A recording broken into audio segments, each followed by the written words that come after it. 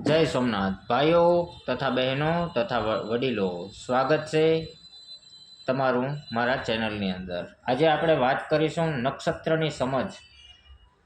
જેનો નક્ષત્રની અંદર જન્મ હોય છે તેવી રીતના જ એનો પ્રભાવ, સ્વભાવ અને બોડી લેંગ્વેજ હોય છે। જેમ જન્મકુંડળીની અંદર 12 ભાવ આવે, કયું લગ્ન છે, કયા ગ્રહ કયા સ્થાન ઉપર છે, જેમ તેનું ફળાદેશ થાય છે, તેમ નક્ષત્રનું પણ મહત્વ હોય છે। દરેક વસ્તુની અંદર નક્ષત્ર નું ઘણું બધું મહત્વ હોય છે। હવે ટોટલ 27 નક્ષત્ર આવે, જેમાં પહેલું નક્ષત્ર છે, આપણે તે વિશે વાત કરશું। પહેલું નક્ષત્ર છે અશ્વિની નક્ષત્રના જાતક।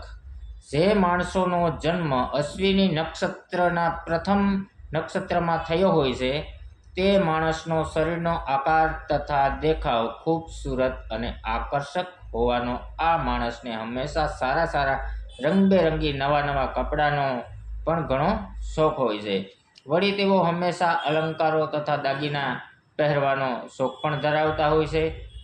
હિન્દીમાં એક કહેવત છે, સબકે મન કા મિત, અર્થાત આ માણસને પોતાની સાથે જ તે સામે વ્યક્તિને ગમી જાય છે, વહાલો લાગે છે તેવો હોય છે। વળી આ પ્રકારના માણસો ઘણા ચતુર અને હોશિયાર હોવાના અને તેઓની બુદ્ધિ શક્તિ પણ ઘણી તેજ હોવામાં આવે છે।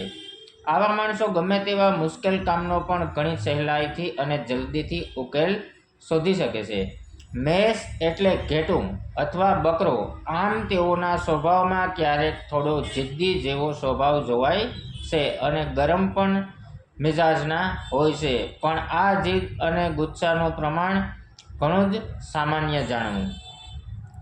હવે આપણે બીજા નક્ષત્રની વાત કરીએ કે જેનો ભરણી નક્ષત્રમાં જન્મ થયો હોય, ભરણી નક્ષત્રના જાતક। નક્ષત્ર ચક્રનું બીજું નક્ષત્ર ભરણી। આ નક્ષત્રના દેવતા યમરાજ છે।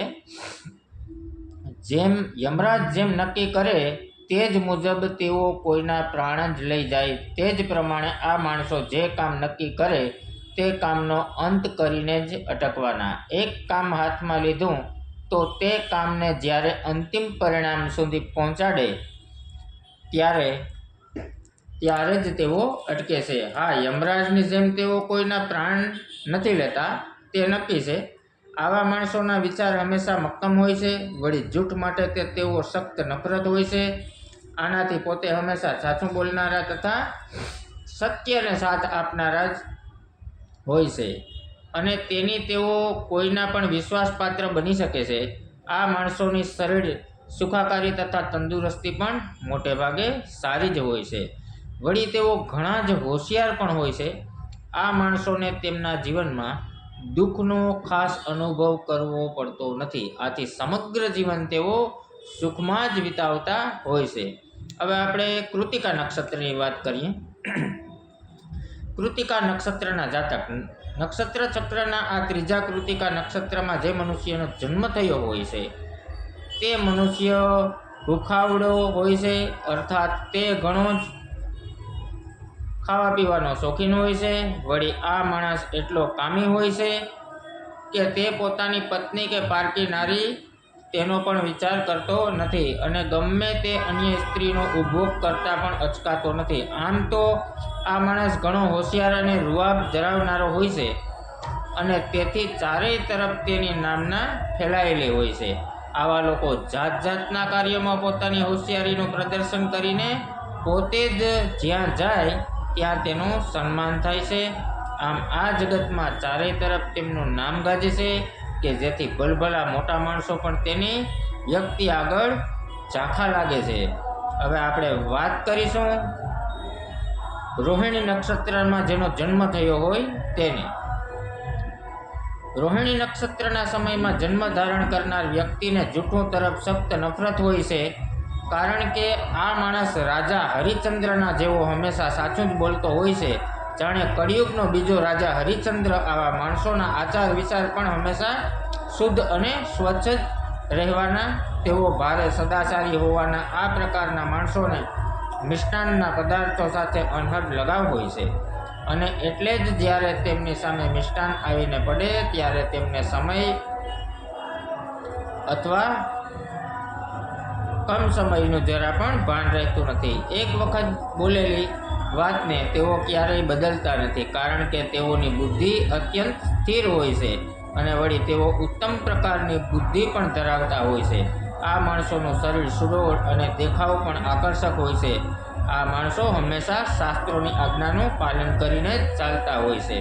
હવે આપણે વાત કરીશું મૃગશીર્ષ નક્ષત્રના જાતક જેનો જન્મ થયો હોય મૃગશીર્ષ નક્ષત્રમાં.